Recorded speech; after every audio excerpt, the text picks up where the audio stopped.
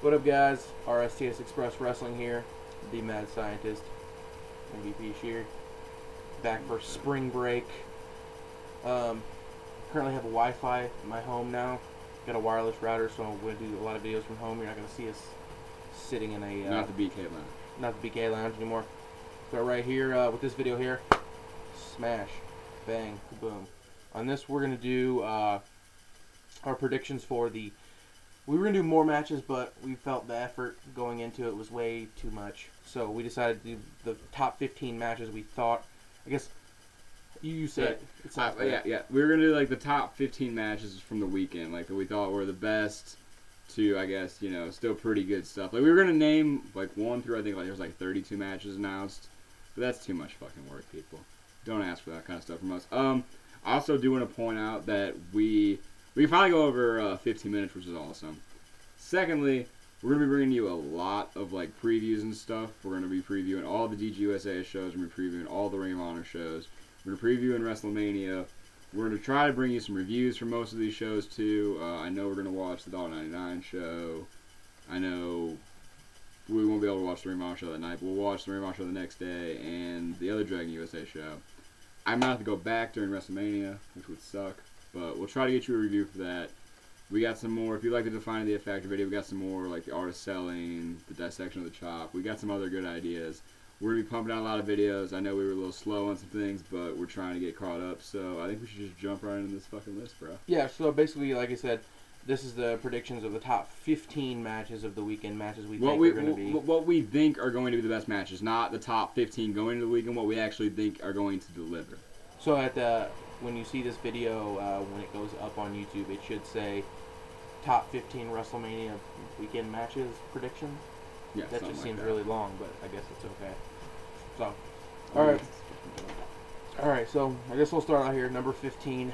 Don't shit a brick, Daniel Bryan fans, but we'll go number 15. I'm gonna go Sheamus versus Daniel Bryan here.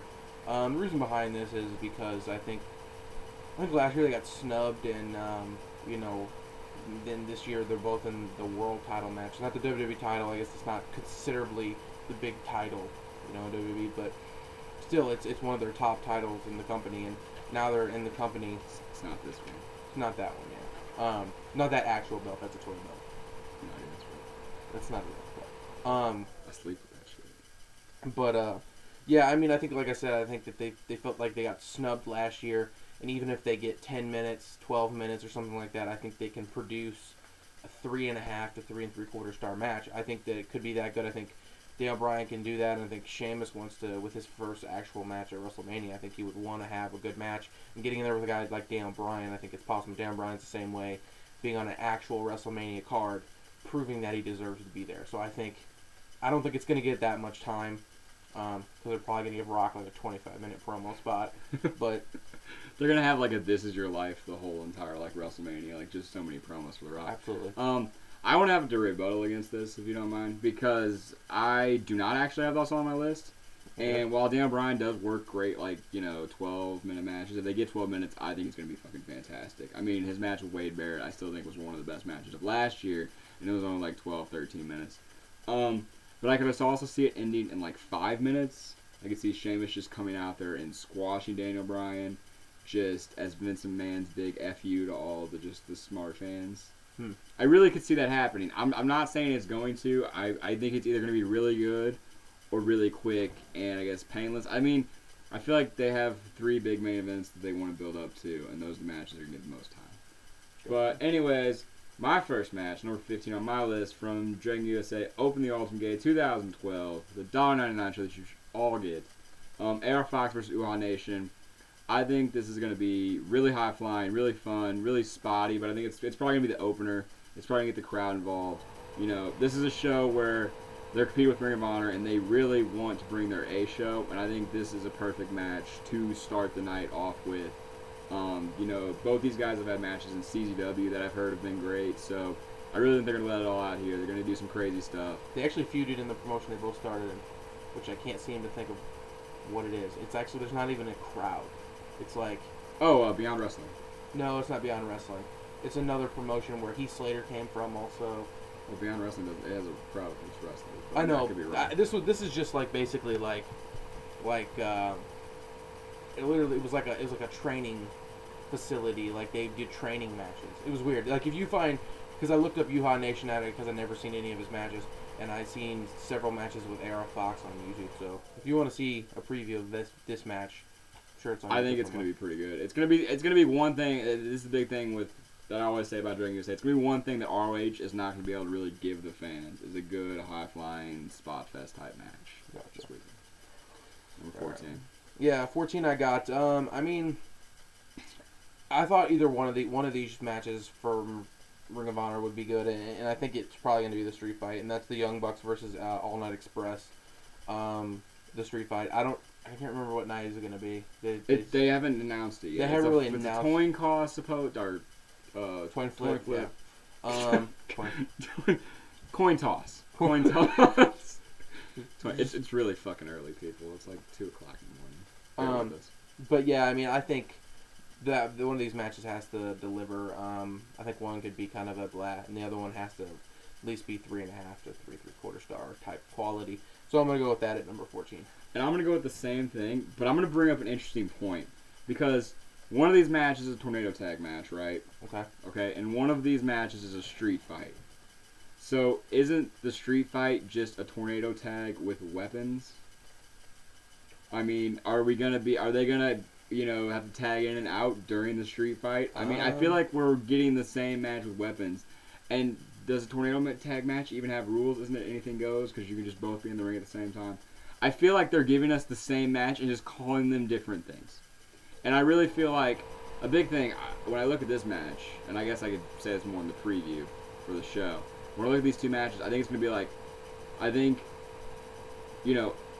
usually it's like, okay, it brings me back to Stone Cold versus Triple H from No Way Out, where Triple H was supposed to win the scientific match, Stone Cold won. Stone Cold was going to win the Street Fight, Triple H won. So they each won, the style of match that wasn't their match.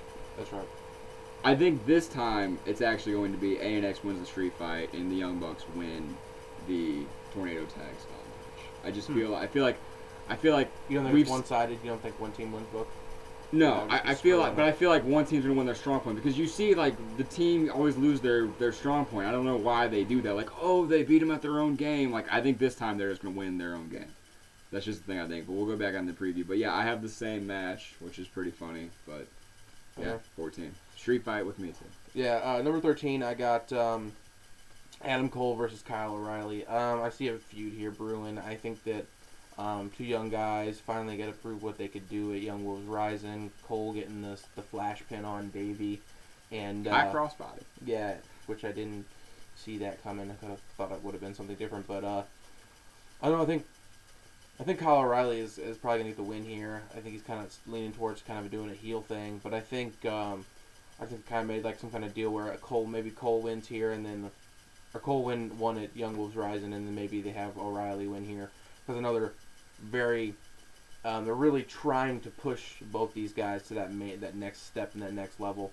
And I really think these guys getting a one-on-one match, against each other at WrestleMania weekend, want to prove that they're just as good as Davey Richards or Eddie Edwards in a lot of people's minds. So I would expect this to, like I said, 3.5 to 3/4 quality as well. Yeah, and that's a good point because it's another match on my list, but I'm really excited to actually see. Mm-hmm. There's so many good matches from this weekend that we've left off a bunch of matches in the process of nailing it down to 15. Mine is actually Sami Callihan versus Sabu from Mercury Rising 2012, another Dragon Gate USA match. I wouldn't necessarily think this was going to be a really good match or anything special, but the fact that it's actually got such a build and it's got a whole bunch of promo packages, and they're making it seem like it's a big deal. They're building Sami Callihan up as this big deal, as this, killer of extreme and stuff like that.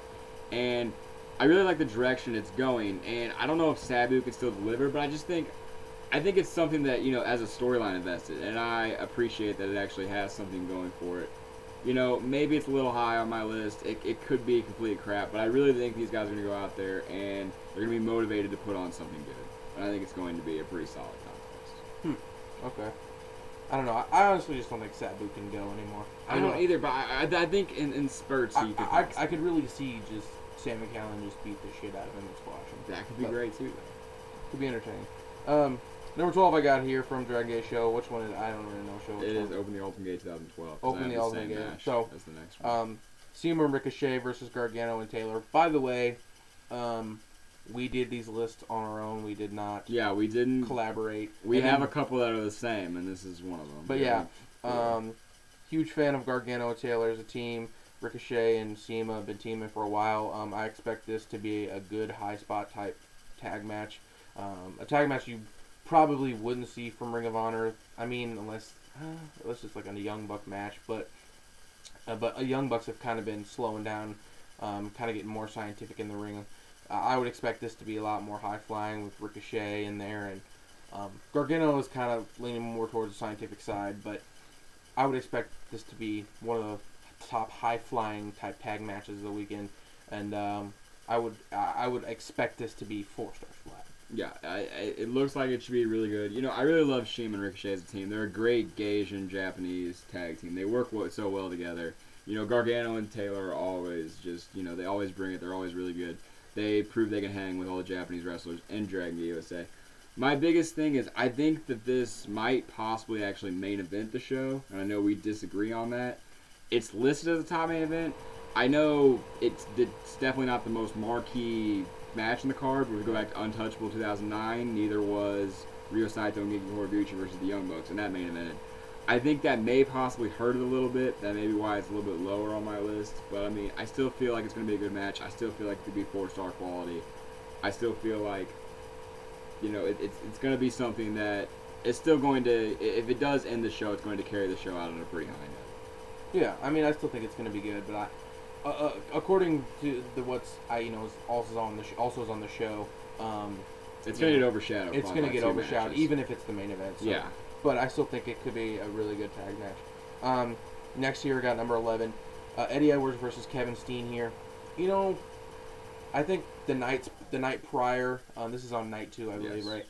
The night prior with Eddie versus Davey versus Richards, and then also Steen versus Generico. I think they might go balls to the wall with maybe either one of those 2 matches, and you know the next night kind of not really have it be a blow off match, but kind of just be not as good as the night prior, basically.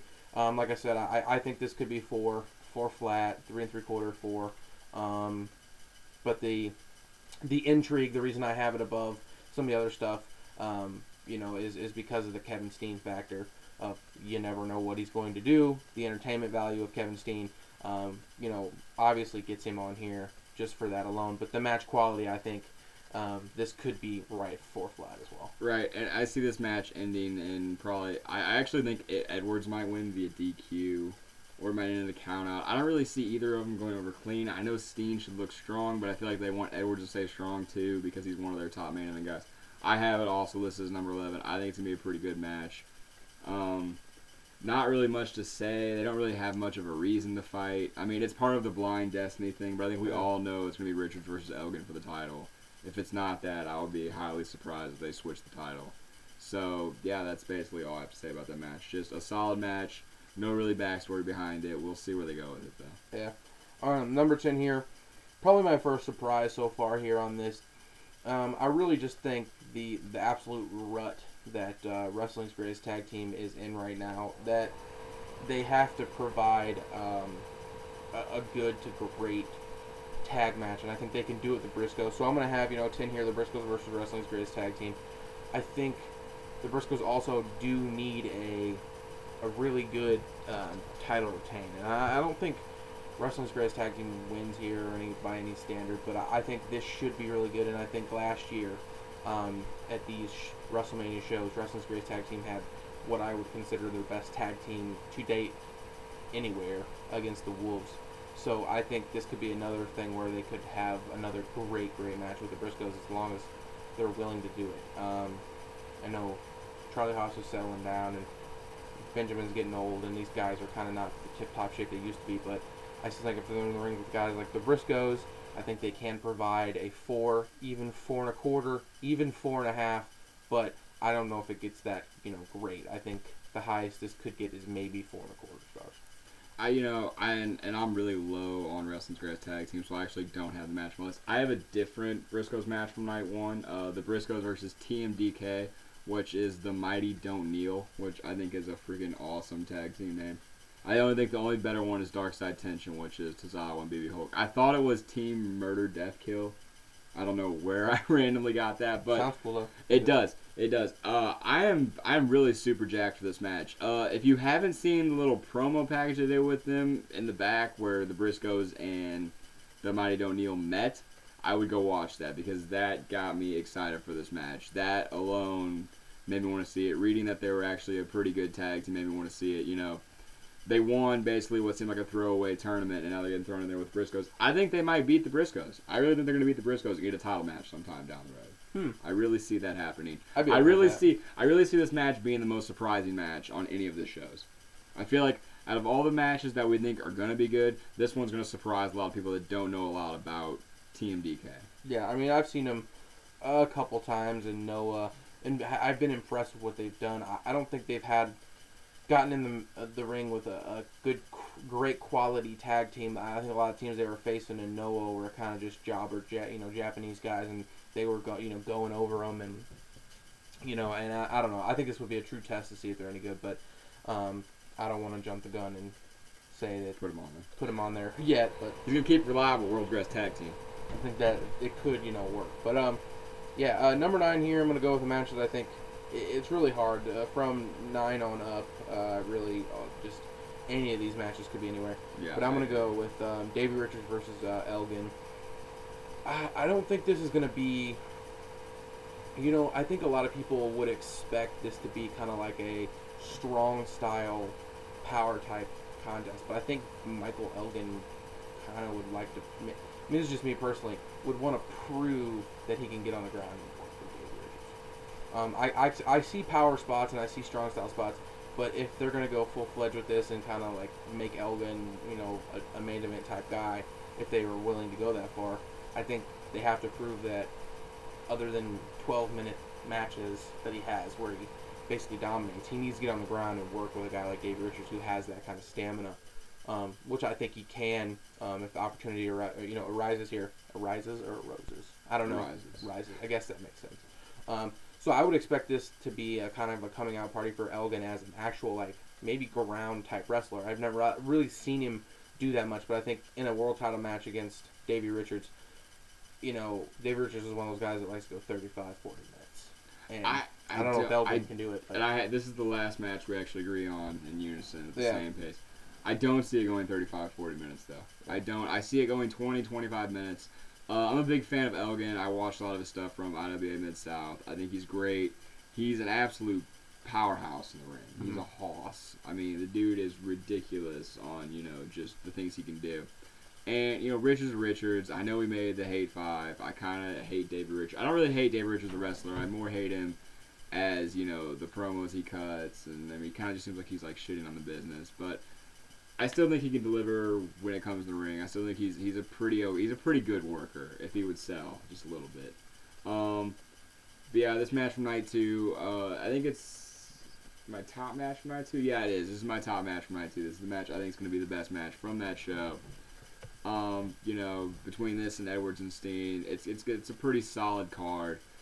I don't see this going to 4.5 or anything, maybe 4 1/4, but I still see this being a pretty strong showing for Elgin. Something, for him to build upon to where he could possibly get into a main event feud, later on. I don't think he's ready now. I think they're heading to Richards versus Elgin. Not Richards versus Elgin.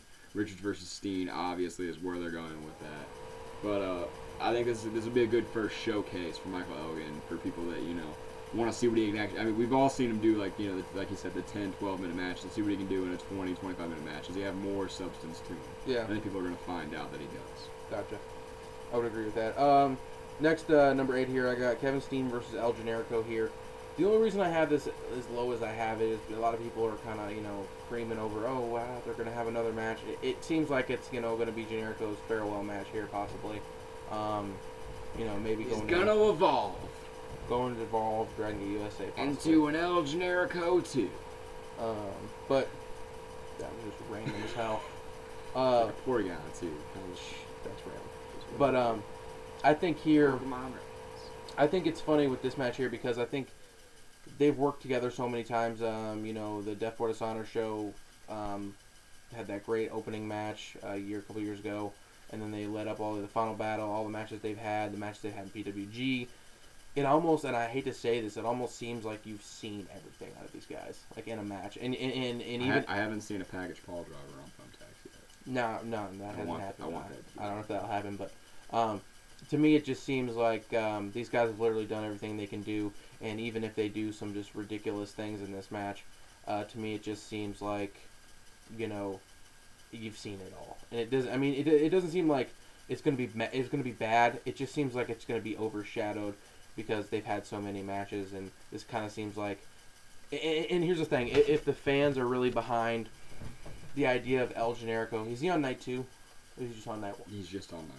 So if the fans are behind the idea that El Generico might be his last match for a long time, if ever, the fans may be really behind the match and the crowd may be really hot. This match could be really, really good, but I don't know if they're willing to go balls to the wall with this. I don't know. It just doesn't seem like they would really hurt their chances of injuring Kevin Steen going into the future. I mean, I think El Generico will take the bigger bumps, but I mean, if it's their final match in Ring of Honor, I think it'll be pretty big. I think they have to deliver. It's their WrestleMania weekend. It's their Super Bowl type thing. It's not Final Battle, but I mean, it's still one of their big shows. And it's really funny you say that because I think of that about the match I have next on my list, and the fact that you've seen everything between all of them. Mm-hmm. David Richards versus Eddie Edwards versus Raj Strong from night 1. I feel like these guys have all wrestled so much in a singles environment that really, what is a triple threat going to really add? Because most triple threats are 2 in, 1 out. And I feel like it's kind of going to be like John Cena, Shawn Michaels, Triple H. Like we saw all those, guys like match up against each other, and then we had the triple threat. And it was good, and I still think it's going to be really good, but it's not really going to be anything new that I haven't seen before. I won't say my piece on that until I get to that match, but I do have a counter to that. Are you actually going to switch that? Yeah, I will when I get there. I'm just asking. Yeah. Number 7 here, I got Akira Tozawa versus. I can't remember the guy's first name. Masaki Mochizuki. See, I know this guy's name. I've watched enough Dragon Gate. I just couldn't remember it right then. I haven't played a card. I usually just say the last names of Japanese wrestlers. It's easier. But Tozawa versus Mochizuki here. When I first heard about this, I actually was the most excited for the whole Dragon Gate weekend to see this match. Like both guys, really huge fan of Tozawa. Love the work he did in the U.S. independent scene. I mean, I don't know. It just seems like the other big match on this show, they don't want to overshadow it. They really don't want to overshadow the big match, which I'll get to on this show. But I still see this being very good and 4 1/4 possibly. I don't think it goes any higher than that. All right. Yeah. I mean, I'll get to my piece on that in a second. But number 7 for me, CM Punk versus Chris Jericho. First WWE match. At first I didn't really like the way this feud was going. I actually kind of enjoying the whole Chris Jericho using his family, his father and his sister and stuff, and CM Punk getting all pissed. Because I think CM Punk, as an angry, hate breed type character where he just takes out his emotion in promos is great. And I really think, I don't know if I would have this high. I don't know if I'd have as much faith because I kind of see it as like Edge, Chris Jericho, which are 2 great workers that didn't really put on a great match in the ring. But the fact that CM Punk was like, I want this to be the best wrestling match ever at WrestleMania, makes me think they're planning something big. At least those 2 guys are planning to do something big. I don't know if they'll be allowed to go out there and overshadow the other 2 main events, which are higher on my list, as you'll see. But I feel like they'll still go out and do enough of what they want to do for it to be pretty special. I really think this WrestleMania card is stacked. And I want to say this about all 3 of these weekend shows.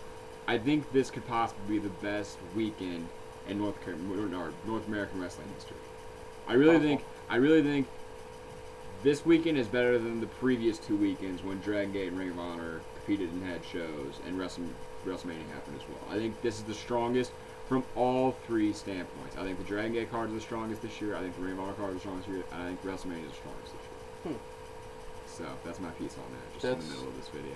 Yeah, I mean, if you didn't watch this far, you didn't ever get that. So I mean, I really don't find. I mean, of find it hard to argue that. But yeah, next year I got Punk versus Jericho here. I'm a huge fan of this whole idea of this match, and I really don't care. Honestly, I really don't care how the storyline is built. I don't care if it's about CM Punk trying to drink. I don't care if it's about Punk making fun of Fozzy. I don't care if it's about Best in the World. I don't care if it's about an injury angle. I don't care. I just want to see the match, and I want them to put on a good quality match. A lot of people say the storyline and the build-up add to the match. I really don't think, regardless of the build-up to this match, I would give a rat's ass. The only thing I care about is the actual match. And I think, provided, Jericho, you got to remember Jericho was in the world title match against Edge, which they pretty much consider just almost the same as the Intercontinental title in a lot of standards. You're saying Cody Rhodes is better than Daniel Bryan? No, I'm saying I'm saying. No, yeah, I get it. Basically, you understand what I'm saying, and that. Are you saying he's as important? Because I can kind of see that. The WWE title is more important every year. It gets more time than the world title. Go back and check it. I would expect this to get 20-25 minutes of just great in-ring action. I think these guys could work really well together. So but I'm gonna contradict your point there. Okay.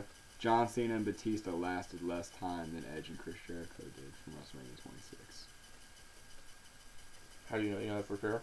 Yeah, because Edge and Chris Jericho went like 15 minutes and Cena and Batista went like 13. I thought you said it went 12.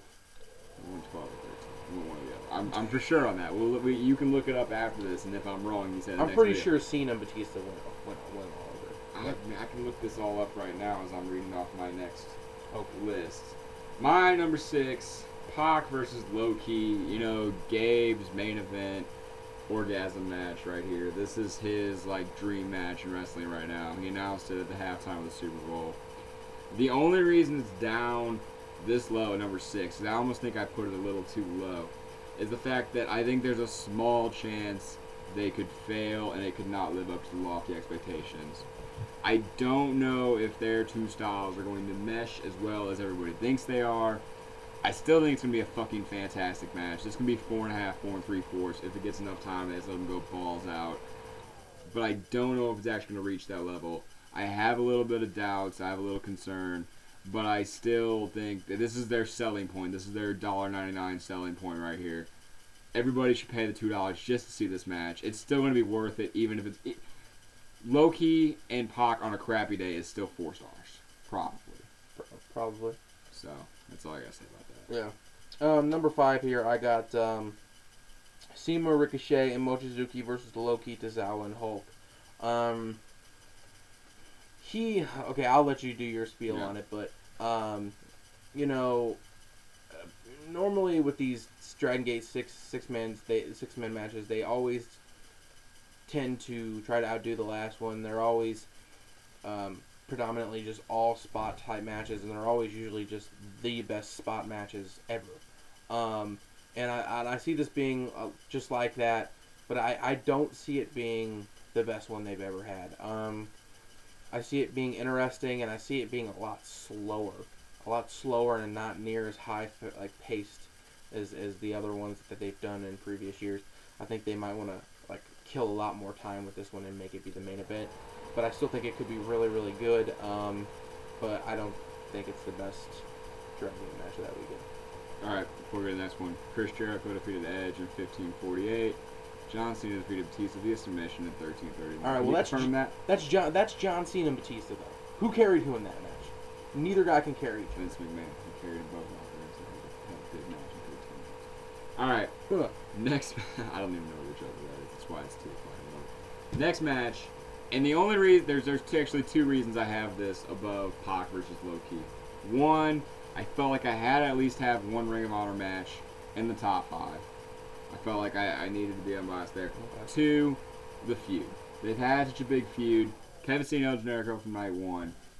I think this is going to be brutal. I think it's going to be violent. I think the fact that it's going to have a feud is going to make it a little bit better in my eyes. I think Pac and Low-Ki are just wrestling to wrestle. I think Kevin Steen and El Generico are wrestling because they hate each other.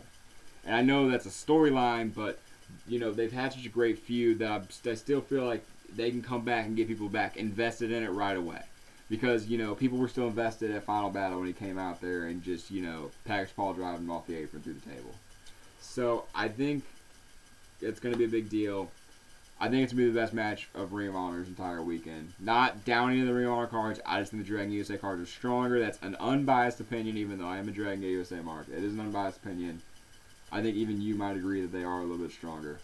We'll open the Ultimate Gate. I think it's the strongest indie show of the weekend, but I think the other two Ring of Honor shows are probably stronger than the other Dragon Gate shows. There's only like one other one that's going to be on. Well, I-pay-per-view. And I agree. I agree. The other two Ring of Honor are stronger than the last one. But yeah. I mean, I don't know. I get your point on that, but I don't know. It seems like they're doing like a trump card thing where they were like, oh yeah, let's wait until WrestleMania weekend. Let's throw these guys back together in a match, and then everyone could just want to jump back into the feud. And they haven't been feuding. Steen's trying to feud with Davey Richards. It kind of just seems like they want to throw it together and put on a good match. But I can see where that goes. Yeah. Number 4 here. Guess it would be a kind of a surprise for some people, but I got The Rock versus Cena here. Did you go? Oh no. Cassius. I think. I think with this here, I think they're going to have a good match here, and I think the crowd's going to be into it. I just still don't think they're going to live up to the hype of what they're trying to do. What is it they're trying to do? Have the greatest match of WrestleMania ever, which is not going to happen. The crowd's going to be into it. It's going to be exciting. You're also looking at a guy like The Rock, who's in great shape, who did great for what he did at Survivor Series, but still hasn't had a full-length 20-25-minute wrestling match in like 7 years or some shit. So, that's true. I mean, you could say the same thing for, Triple H Undertaker, which I'll get to. But I mean, it just, I think they're going to do a good job here. I just think it's just going to be one of those things where they want to make it perfect, and it's going to look like they're going to be going through the motions. So, but I still think it's going to be good, but I don't know. Alright, I got Mochizuki versus Tozawa from Open the Ultimate 2012. Higher than Pac versus Loki. I probably wouldn't have had it as high if I didn't see the Dragon Gate 7-on-7 unit disbands match. The last 5 minutes of that match, which when it got down to Mochizuki versus Tozawa, just blew me away. The storytelling that was fantastic. The work rate in that was phenomenal. I was really excited. I was like, I really want to see the match between these two. And the fact that they're having it in the US of A on this show at WrestleMania weekend, I think, I just don't see Mochizuki and Tozawa not going balls out. I don't see them holding back because it's a US crowd. In fact, I read that Japanese wrestlers, when they come over here, they try even harder in America because they feel they have a harder time impressing the American fans and their Japanese fans. So they want to go all out and give their best, which I think in some ways agree with that because some of the best six-man, probably the best six-man tags that like Dragon Gate stuff has ever had, at least from a Dragon Gate perspective in the Japanese culture, are over in America. If you watch the six-mans over there, they're usually not as long, not as good. They're still pretty good, but they're not as well structured. They're not as deep. They don't, they don't go on for as long time. They don't have as many high spots. So I'm getting off topic here. I really just think Mochizuki Tozawa is going to be really hard-hitting. It might be the best one-on singles match work rate of the entire weekend. I really think it could be. I really think these guys are perfect opponents for each other, and I think it's going to be a lot of fun. And I think it might upstage Pac and Logan. But that's two great main events to have on one card. I think that's the best 1-2. Well, I don't know. That might not be the best 1-2 punch from any show, but it very well could be. From a work rate perspective. Yeah. I mean, my only thing about that is it seems like they want to do Tozawa versus Mochizuki as a long, drawn-out feud. And an example of what I could see this being like is we attended Hate Chapter 2 Ring of Honor show, and they had Kevin Steen versus El Generico on that. We were really excited for it. It was good, but it wasn't as good as their matches after because the feud continued. I think this is just a kind of a niche to add to. It's like an appetizer before they get into their Japan feud. Yeah, I really think that's what it is, and I think this could be really good, 4.25 star, like you said, but maybe even better. But I think it could be 4.5, 4 3/4. I really think it could be a huge match. Well, I'm gonna get on If here you haven't too. already been talked into buying the $1.99 show, you really should. The only thing that's gonna hold it back is it's during the Ring Ring of Honor show. But you can get the Ring of Honor show afterwards. Don't read the spoilers or anything. Just get the Ring of Honor show the next day. Yeah. You can only get the Dragon Gate show $1.99 at www.live.com for $1.99 at, I guess, 8 o'clock Eastern time. You can only get it at that time. At that time, after the time, there you got to pay the full price. So if you want to if you're saying, hey, I want to try some Dragon USA, I want to, see a good show, it's $2. It's basically free. It's not like you're paying a whole bunch of money. You're not paying $15. If it sucked, you wasted $2. Wow, you can't get 2 McDoubles at McDonald's now. Whoop-de-fucking-do. I'm putting on a hard sell on this show, people. If you don't buy this show, I will be upset. Because now is the perfect time to try something new and not always go to the Ring of Honor. You can always give Ring of Honor your money afterwards, and that's fine. But I think the best value for your money, if you're going to buy any one show from this weekend, is Open the Ultimate Gate 2012. And if you don't agree with me, Sanders Robbins just did a video on it, and he says that's the one you should buy too. He's more popular than us. All right, interesting rant there. Just Jim Cornette, that bitch. Number 3. Actually, I got Don't get ahead of yourself. Richards versus Edwards versus Strong. Now, you made the point that these guys have all wrestled each other in singles competition way too many times. Everyone's bored with it. It's kind of gotten to that like Cena versus Randy Orton kind of thing where nobody wants to see them face each other. I think the fact that they're in a triple threat here and nobody wants to see them face each other, I think they have a lot to prove. To the degree that this could be not like any not like any of the matches they've had in singles competition. I think this could be totally something different than they've done prior. This could be out of the blue, just completely different than any match that these guys have had singles with each other. And that's what kind of like the hope that it really is. I hope that they kind of go back to like a early mid 2000 style of Ring of Honor triple threats, where they were really unpredictable. The outcome is hard to figure out, even though obviously it looks like Davey Richards is going to continue. But just the idea of the match being completely different than the other ones, I'm fully behind the idea and expecting that this triple threat should be nothing like the singles matches they had. And I think this will be the match. If any of them goes really long, I think this match go 30, 35 minutes easily. And I think it's not that I don't think it's going to be a good match. I just think it's going to be kind of carbon copy of what we've already seen. Not that it's going to be bad carbon copy, but carbon copy nonetheless. I don't know if they can add in any new spots to really draw me in. But that's my opinion. I still think it's going to be fucking great.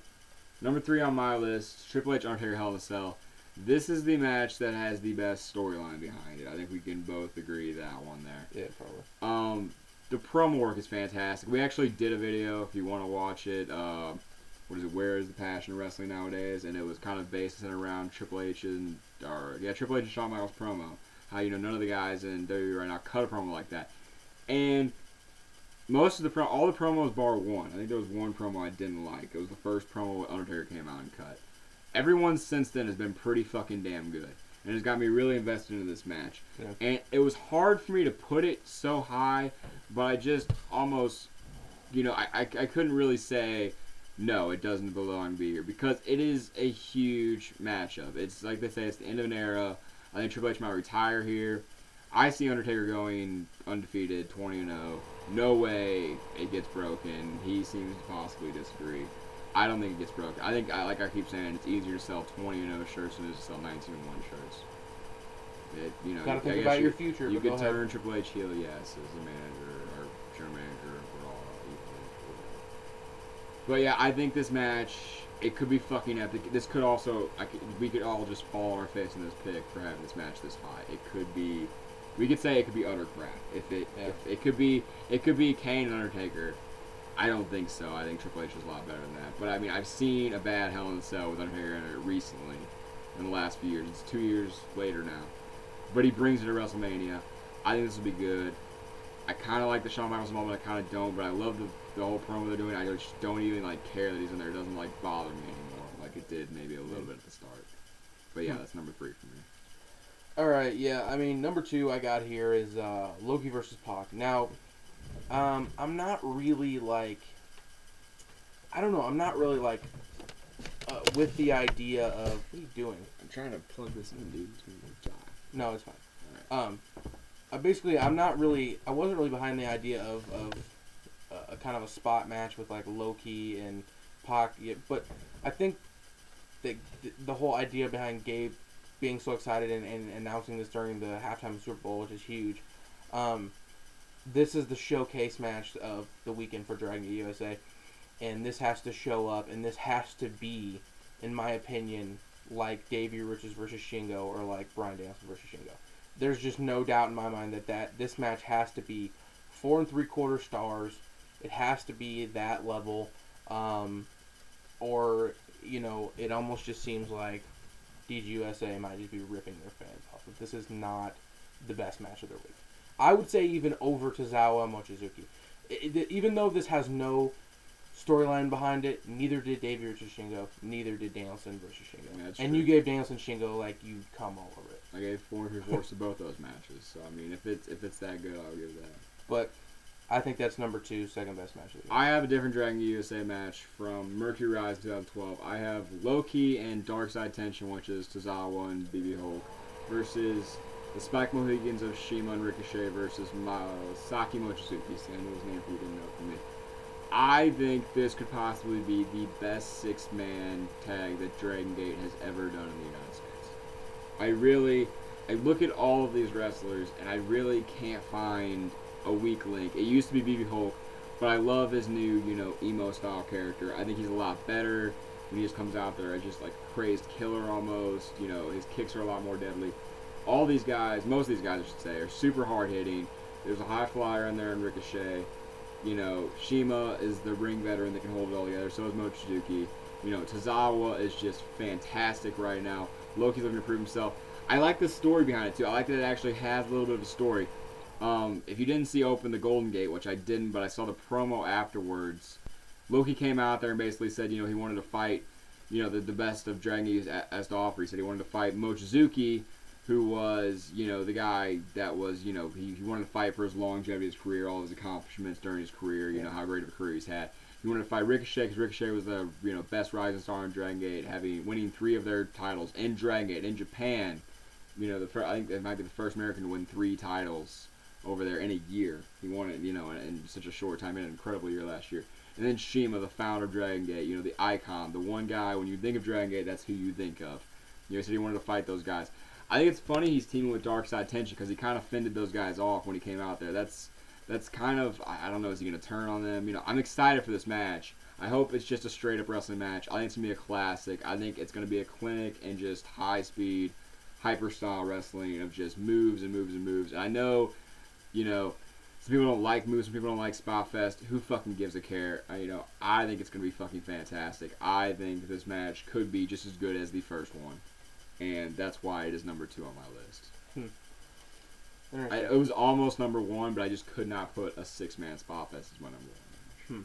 It almost, Loki just seems like a face in teaming with Tozawa and Tozawa and Hulk. It just seems like it would, have you seen Tozawa in the US? It would end bad. Well, yeah, I know he's over, but Hulk is extremely hated in the U.S. I mean, not really. Not when he was a face. We haven't really seen a whole bunch of Hulk as a heel. I think he only had 1 or 2 matches. Time will tell. But my number 1 here, man, when I first heard about this match, the possibility of them doing this again, the idea of Undertaker versus Triple H again, I absolutely hated it. He did a video on I did a rant. I hated the idea of it. Now it's number 1. And the only thing I said about this video that would really captivate me and keep me interested in this whole idea is if Shawn Michaels is the referee. I like the idea of Shawn Michaels as the referee more than the idea of having the Hell in a Cell. That's just a safeguard to, prove that last year, this year is going to be more, brutal or more important than last. You think they're going to bleed? You think we're going to get some color? We may. I don't know. There's been talk. With the PG-13 rating, which is an interesting point I needed to make. With this, the possibility of the brutality and the actual blood in this, going with this PG-13 recently just saw the Hunger Games, and they walked a very thin line with it being PG-13 with some of the things they did in the movie, with the killing of the children and the blood everywhere, and I was like, how is that PG-13? They really got away with I'm pretty some sure they stuff. sent out like a press release that says don't bring young teens to see this. You might not want to. It might be too gruesome for them. So They did. it was actually even covered that it was PG-13, but it might not be right for every teenager to see. But I don't know. It seemed that's just an interesting point I want to make. That as of right now, it does seem like WWE is leaning towards more of the PG-13 side of things. The blood, who knows? But the main point I want to get to this with this is, like you said, Undertaker, no matter what, WrestleMania always delivers. I always had this thought in my head with Triple H and Undertaker last year that both guys didn't wrestle a bunch and they went in there. They had a pretty good match. I thought it was good for what they did. But in this situation where I think both guys could possibly retire on this as actually active wrestlers. I think that both guys will want to go out with something really special here, and the whole storyline tied in with Shawn Michaels and everything. It just has too much invested as a fan and being, fan of these guys back in the, early 2000s and all the way up until now to see these guys retire and if that's what happens. But I really don't see what he thinks. I really would be surprised if Undertaker, I don't see the idea of Undertaker winning being ridiculous. I see the idea of Undertaker winning and then having another match next year. I don't really think that they want to go through with the idea of having him face Cena and being 21-0. I think 20-0 is like where they want to stay at. I think Undertaker's done. If you've seen a picture of the Undertaker with a shaved head, the man looks like he's 75 years old. He looks really old. But I think the thing with The Undertaker is he's like a fine wine. We've said this 100 times. His matches have gotten better with his age. You go back and you watch matches from The Undertaker in the late 90s, and they really weren't that good, unless he was in the ring with Shawn Michaels. Even his matches against Stone Cold were never that good. They weren't bad, but they weren't amazing like they are to the standard they are. But the main point, like I said, I want to make... There were a couple that were pretty bad. Well, yeah, there was a couple that were really bad. But I mean, nobody wants to remember Giant Gonzalez. Yeah, but I think, like I said, if both these guys are going out, or if one of them is going out, Triple H, they're going to want to go out with a big bang here. And Triple H and Undertaker here, I think, could overshadow Rock Cena this pay-per-view. And that's my number one, obviously. It wasn't really obvious, but I mean, if you've been following by this by now, there's one big omission that hadn't happened yet. Yeah. I think Rock Cena has to deliver. I think, like you said, Pac and Loki is Dragon USA's match. Rock Cena is obviously WWE's match. It's been built for a year. I actually thought I was going to go to WrestleMania. When I saw that happen, I was like, let's go to WrestleMania. We got to go to WrestleMania. Stuff came up. I didn't get the money to go to WrestleMania. It's whatever.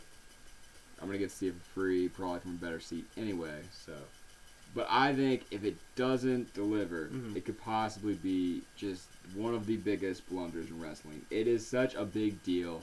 There's so much. Lesnar Goldberg. It's a much bigger than Lesnar Goldberg. Lesnar Goldberg wasn't. The situation is like that. Would it be? I just don't see the situation being like that. That would take both of them to basically get booed eventually, and they don't have any. It's not like Stone Cold's a special referee in this or anything. Yeah. So, I think it's gonna be. I really think it's gonna be like CM Punk, John Cena, just from Money in the Bank, the first one. I think it's gonna be like that. I think you won't hear as much crowd because it's gonna be a bigger crowd and it's hard to keep everything contained. But I just think it's going to be like that. It's going to have a little bit of Rock Hogan with better wrestling. And I really see this being 4 3/4, possibly even 5 stars. We saw The Rock. He can still go. I mean, I don't know how he's going to hold up in 25 minutes, but I think he's going to be in pretty good shape. I think he's going to come prepared for this. I think he wants to say a big fuck you to all the doubters and haters that say he can't get back in there and do it. I think... just, the crowd alone is going to be so invested that it's going to be a special moment. You can't always write the special moments, but when they happen, there's no denying it. Like I don't know if anybody ever thought John Cena CM Punk was going to be as big as it was until you actually watched the show and saw how invested that crowd was in that match. I think people are going to know, seeing Rock Cena, it's a huge deal. It's a big time deal. The one thing I think hurt it and it helped it because it showed that Rock could wrestle, but it gave away a Rock match. the Survivor Series match, Madison Square Garden. I think that was a blunder by them. I think this should have been Rock's first match back. Obviously, I think it would have been even better if he started doing all those moves in the ring at the start of the match in his WrestleMania match, and people would have been like, holy fuck, Rock can still fucking go right now. Yeah. Now we know he can do that, but I just, when I see this match, this is the epitome of dream match wrestling, and that's what WrestleMania should give us. And I think, Triple H Undertaker, as good as it is, and as big as it is, Hell in a Cell, Shawn Michaels Special Referee, we saw it last year. It's a match that Triple H and Undertaker have had plenty of matches together. Mm-hmm. The Rock and Cena have had 0. And you could say that, hey, they've been in more, they should have more chemistry. But I think this just on Dream Match and big time match value alone, there was nothing bigger they could put on the card. They could have put Brock Lesnar, Undertaker, and Stone Cold, CM Punk as undercard matches below this, and this still would have been the biggest match of the show, yeah. I believe, in my opinion. Well, that's just me. Here's the only thing I'm going to say about this. I'm expecting great things out of this. I think this is going to be, it's going to be something special. My only but thing you is, hated on it when you said your number one's not Rock Cena. It better not be Rock Cena, is it? Well, the only reason is I think it's overhyped and it's forced. The storyline in the feud is so forced. Like you said, you don't care about storylines. But this is something that they've been building for an entire year. They came out the day after WrestleMania, and with a situation like this, if it was a dream match that was named 2 weeks ago, more power to you. Go out there and just have a match. But this has been building for a year, and they're really trying to force this storyline down our throat, and it's just and with as much effort and time they have an hour documentary Monday before Raw. Like the amount of effort they're putting into this, you would think that this is going to be. It's going to be. Yeah, you would think that this is going to be some kind of like epic, and it just seems like it would fall flat. And I don't know. It just Cena's one of those guys who's like Jeff Hardy, and I've said this 100 times. Jeff Hardy and Cena are guys who, when they're in the ring with other guys, they can be carried to great matches. I don't know if The Rock can carry John Cena to a great main event match here. I just don't know if it's possible. I don't think The Rock. Just with The Rock, I think John Cena is a competent enough wrestler. Well, he's not. It's not that he's incompetent. John Cena can have a good match with anybody. But John Cena can't have a great, amazing match with somebody who can't work. That's true. Shawn Michaels couldn't even carry him, but I guess greatness at WrestleMania 23. But I still think this is such a big match. The feel will be there. The feel will be there. It will have the Rock Hogan feel to it. I would have loved to see a Rock Shawn Michaels. I'm gonna bring that up too. That's the match I wanted to see. But when I read John Cena got into a car accident, that's the match I was hoping was gonna come out of that. But I mean, I guess we're not gonna get that. Anyways. In order to get all, we'll just end on this, I think. In order to get all 4 indie shows, it's going to run you about $40, $10 a show. Well fucking worth it. You can easily find WrestleMania online to stream if you want. If you want to pay for it, it's $50. $90 for 5 shows. We could have fit in a ton of other matches. And I know a big omission, I just want to bring this up. Johnny Gargano versus Masato Yoshino for the Open the Dream Gate title is happening on Mercury Rise in 2012. It's the match underneath the 6-man tag. I actually had 3 men. That match and Kyle O'Reilly, Adam Cole as all tied for 15 with Fox and Nation, and just took it all because I thought that sounded fucking stupid. But basically what I'm saying is, all these shows are worth your time and money, besides possibly WrestleMania, just because it's so expensive.